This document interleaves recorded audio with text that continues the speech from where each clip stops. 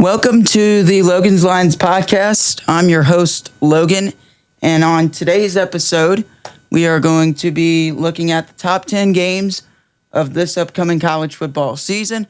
We'll also be talking about USA's win last night over Bosnia-Herzegovina. So let's get into our top 10 games of the 2026 season. We'll start at number 10.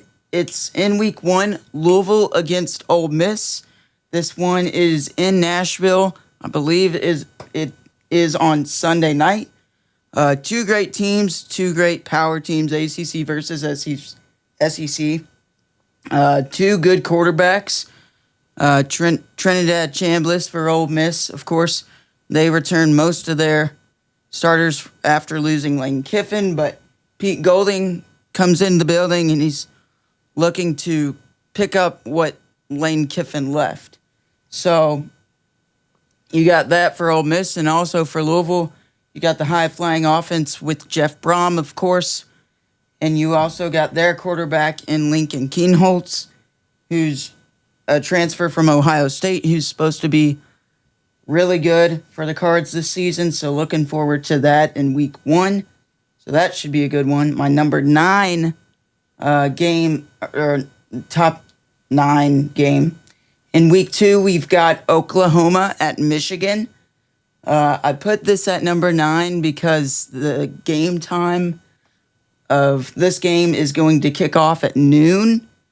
Of course, it's on Fox. The game's at Michigan.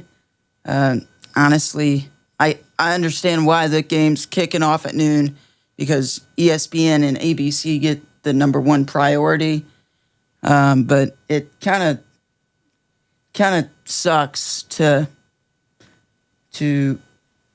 be the number at noon. I think that kind of, like, the build up for the game, I guess, is you don't have.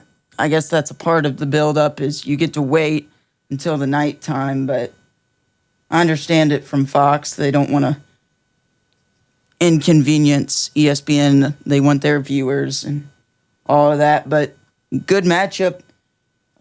Bryce Underwood, who had a decent freshman year. Of course, he had to, kink some things out for Bryce Underwood. Also coming in for Michigan is head coach Kyle Whittingham, who's great coach. He coached at Utah for several years, and now he's bringing this,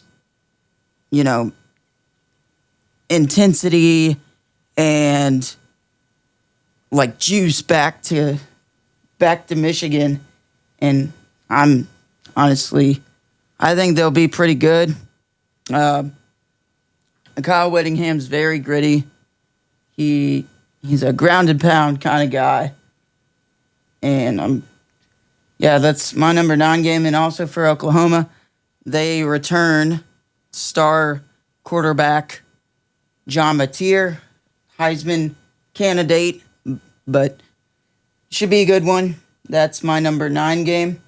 My number 8 game is in week 3.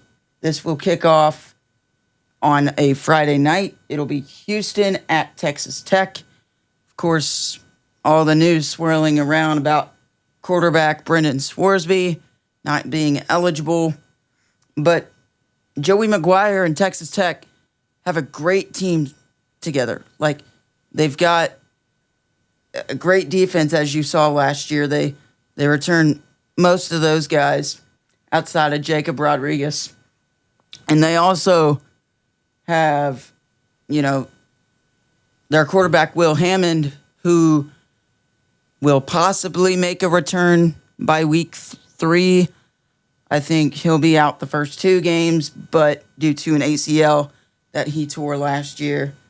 But that should be a good one. Again, that's on Friday night, so we got really good games there that week. You got LSU, Ole Miss that week, and you've also got, I think, NC State and Vanderbilt play that weekend as well. That should be a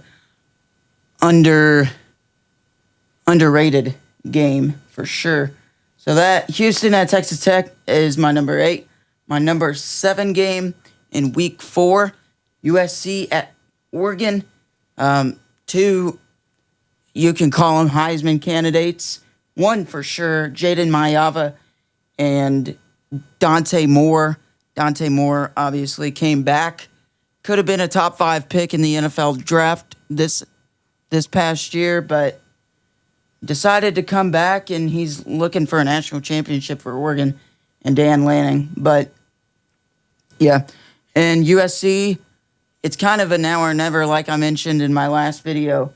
Jaden Mayava and Lincoln Riley has got to do it now. Lincoln Riley's been there a couple years. I think USC's got their best team to do it with Lincoln Riley.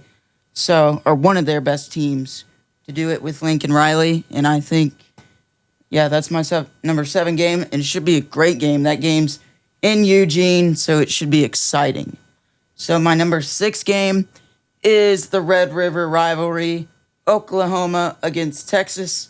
This game is a great game every year, it almost feels like, whether Oklahoma or Texas is having a down year. It's still a great game.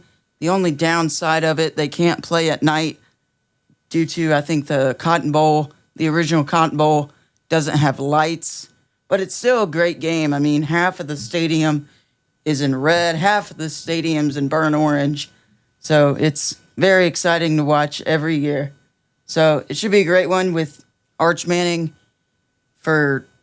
had some struggles last year, the first year starting for him. And then, of course, like I mentioned, John Mateer back for Oklahoma. So that's at number 6. That's in week 6 as well. So we got 2 great games in week 6. That brings me to my number 5 game. I've got Georgia at Alabama. You've got Kirby Smart versus Kalen DeBoer. Gunnar Stockton versus Keelan Russell or Austin Mack. So you've got 2 or 3 great quarterbacks going up against each other. 2 great coaches and like 2 teams that just go at each other every year. It's always an instant classic. If you look back to 2012, the SEC championship game, the winner, went to the national championship and played Notre Dame. If you look at a couple years ago with Ryan Williams, that catch, that was crazy. And then that same year or the following year, Ty Simpson and Alabama went into Georgia and beat them, but then Georgia came back in the SEC championship and beat Alabama. So a little back and forth rivalry, as you will call it, the last couple of years. Should be a fun one in week 6. That brings me to my number 4 game of the year, and that's Ohio State at Texas. These 2 teams played in the Cotton Bowl in 2025, I think. And I was at that game. That was pretty awesome. That was my Make-A-Wish game. And it was pretty cool to see. 2 great defenses played that game. But I think for prove it years for Julian Sayin and Arch Manning, like we mentioned, Arch Manning in the Oklahoma game. But Julian Sayin should be exciting. I think those 2 quarterbacks could absolutely win the Heisman and possibly the national championship with all the build-up they've had. But should be a fun one. This game is week 2 in Austin. So it's a home and home from last year. Texas went to Columbus last year. Now Ohio State returning to the favor. And so that brings me to my number 3 game in week 10. Oregon at Ohio State a couple of years ago. I think it was two years ago. It might have been last year. Ohio State went into Eugene and Oregon beat them. That was a great game.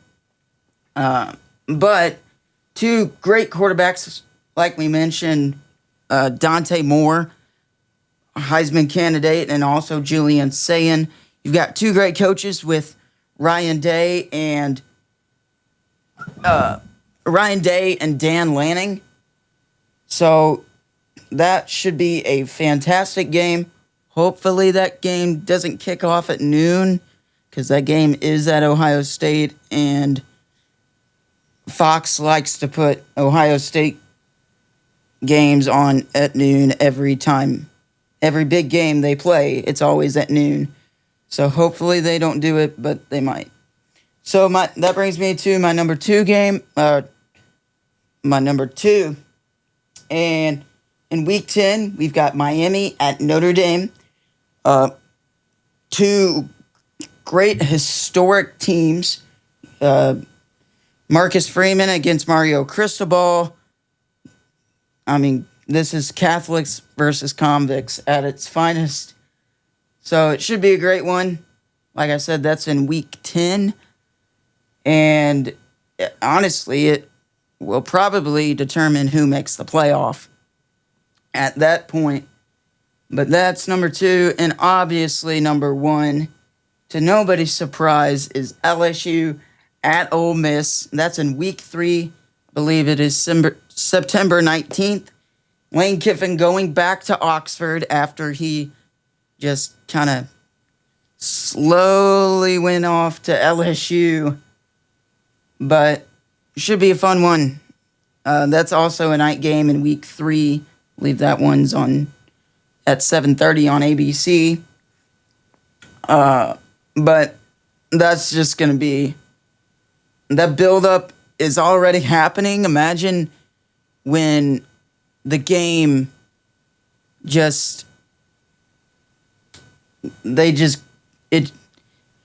September 19th comes, it's going to be electric. So that's my top 10. So let's get into my next topic really quickly, and that is USA versus Bosnia. Something that starts with an H. But USA wins 2-0, and I predicted on my last episode that USA would win that game 2-0. But I will say it does hurt missing out on Galsavinia, I think, who got the red card. Do I think it was a red card? No. Do I think he should have gotten a yellow? Yes. But what can you do? It's going to hurt missing him. Of course, we got Christian Pulisic playing next week on Tuesday night. We'll play Belgium, I believe, on Tuesday night. So that should be a good one. Round of 16. And, yeah, that's kind of how we're dealing with right now is pretty much the World Cup. And then after, we'll start getting into football a little bit more. So, hope you guys enjoyed. Thank you for watching, and God bless.